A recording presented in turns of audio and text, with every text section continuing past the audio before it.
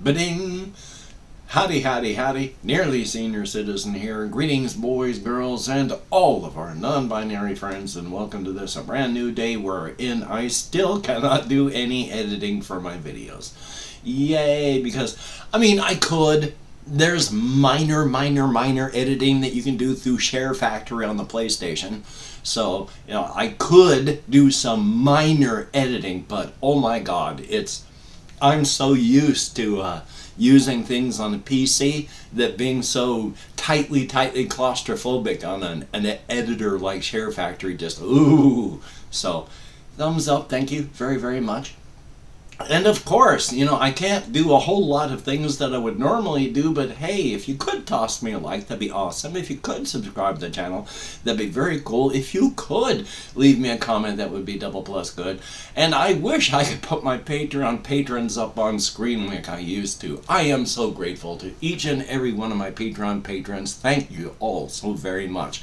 And for everybody that has given me anything at all since my computer went and died. Oh my god, thank you all so very much. It is greatly appreciated. I was looking at very bad things monetarily. I am not now. I mean, it was bad. I was not going to be able to eat. My cat was not going to be able to eat. It was not going to be good. It's not bad now. I'm going to be good till the end of the month. Thank you all so very much. And people that have sent computer parts and more, thank you all so very much. It is appreciated to no end. So thank you all, and yeah, I wish I could put stuff up on the screen again, but thank each and every one of you. Down in the video description, I should have links to my Patreon and a PayPal, Amazon wishlist link. So thumbs up, thank you each and every person. You have all been beautiful, wonderful, and awesome people. Thank you. And what with my Chromebook here, and I've got it open with a tab of sorts that I can write some stuff down on. Now I can actually talk about things without having to try and remember them. Now, I'm still worried about my leg with my cellulitis because yesterday, the day after I started taking antibiotics, it started to hurt worse. And this morning, it still hurts. Slightly less swollen, a little bit less red, so it might be healing up real good. I don't know. Like I say, it's either cellulitis or, you know, something minor like terminal bone cancer. So we shall see. But I'm still taking my antibiotics, and if it doesn't get better, then yeah, back to the ER. And then, of course, last night, worried because as I'm walking on my right leg, I got this pain from a muscle on my inner right thigh down close to my knee. That's hurting. That's not good. And then right down in my right heel, that starts to hurt. Kind of like the same pain on my left leg. And I'm going, oh my god, is it spreading? Do I have it in my right leg now? So it stopped hurting. I don't know. I haven't seen anything on my right. So here's hoping. But that's where we are on the whole cellulitis front. It's still swollen, painful, slightly red, slightly heated. I mean, you have to look to find the discolored parts that are from the cellulitis. You have to move your hand to the right spot to feel the extra heat. But it is there. It's just you gotta look for it. So that part's fun. And then yesterday I tried doing therapy. Well, I didn't try doing therapy, I did therapy, but I tried using the Chromebook to do Google Meetings. It couldn't do it. It could not do it. I mean, it's a fine machine for what it does. It cannot even do basic, you know, Google Meeting stuff, which is fine. I didn't want it for that. I wanted it so that it can do exactly what it's doing right now, keeping me connected online. Oh, I am again so thankful for this thing. It is the hub that has brought me back to like being online in the world. And as I talked with my therapist yesterday via the phone, he was very glad because, yeah, as we talked about, I generally, I spend, again, 95% of my time here in this room. And then when I go out, it's, you know, it's to go downstairs in the house to do stuff, or over to my bedroom, or to go walkies, stuff like that. I am connected enough with people online that I am alone but not lonely, separate but not isolated. And then when I go out for my walkies, I enjoy being around human artifacts, buildings, cars, things that people have made, evidence that I'm not just alone in the wilderness. I like being around human activity. When we have festivals and such downtown, I walk around the outskirts of them. I can't go around inside of them anymore comfortably because of my social anxieties and understanding my social anxieties. But I like being near them where I can see people being happy, because that makes me happy. So I go out and I do these things, and I like being around human activity and hearing human activity and being around human artifacts.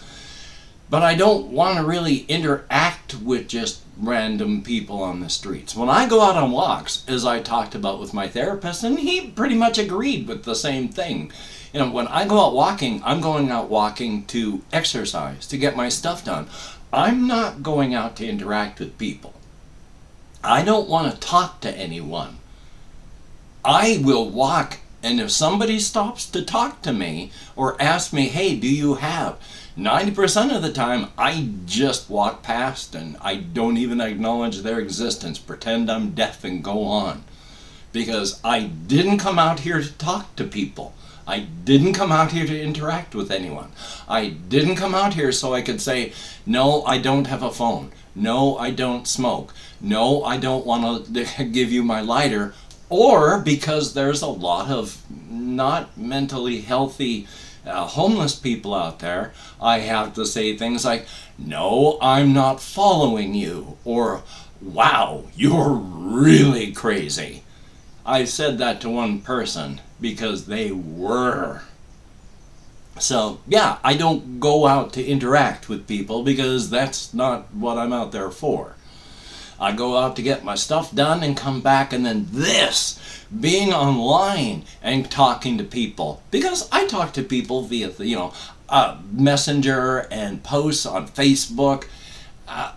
Only because it's a simple social media, I don't spend much time there, but it's the place where I post because people I know are there. And then Twitter and Facebook, and well, largely that's kind of it. I mean, I don't use Instagram or anything like that because I don't have a cell phone to take pictures or any of those things. So as long as I can connect and talk with people, we are good. Thumbs up for that. So therapy went as good as it could via telephone, so that was good. Definitely a thumbs up on that. Yay! Taking a look on the rest of my list here, because I do not have, a whole lot here. But one thing I do want to talk about, because now that I've gotten the Chromebook and I've been able to stop just being anxiety ridden so thoroughly, I'm still thinking on my creative front.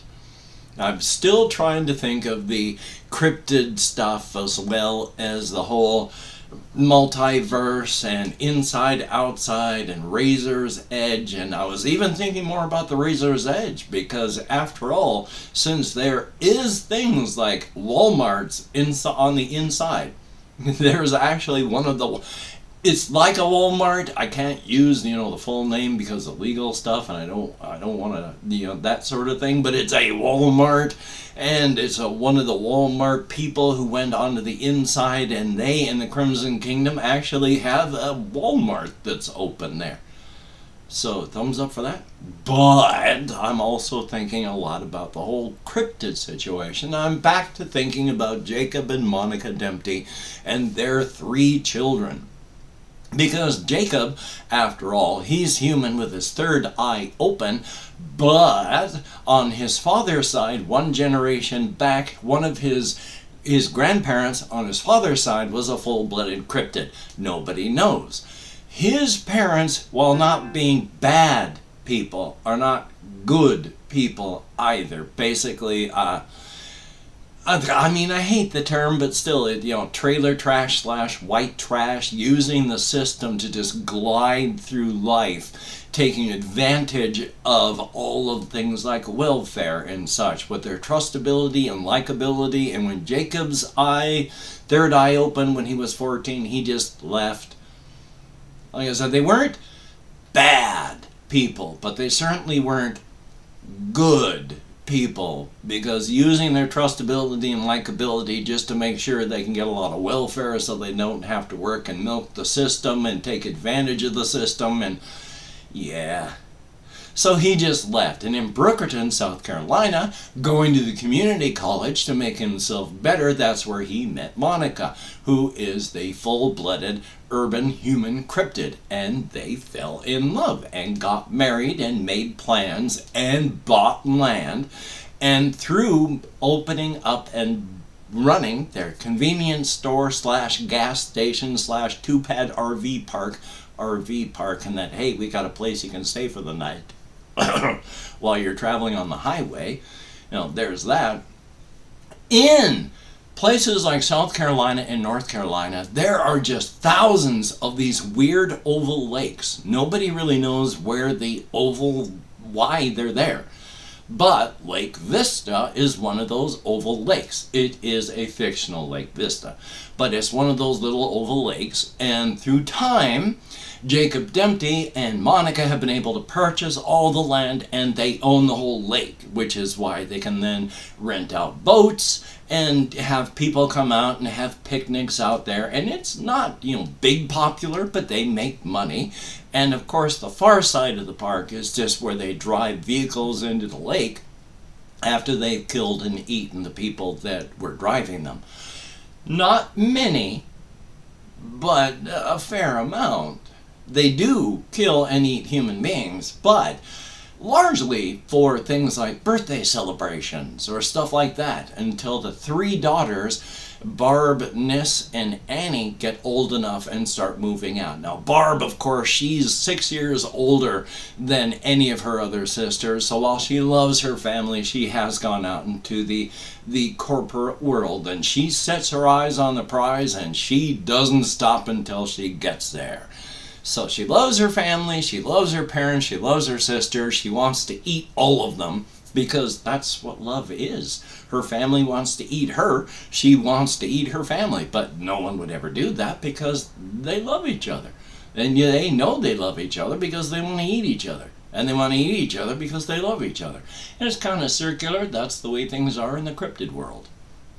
And then Ness, of course, she's closer to her sister Annie, but she's the one that's going to the community college where she meets Kay, and then using various things accidentally opens up Kay's third eye, so she enters the cryptid world. And so Kay and Nis are just dropping out of society so that Nis can help Kay adjust to the world.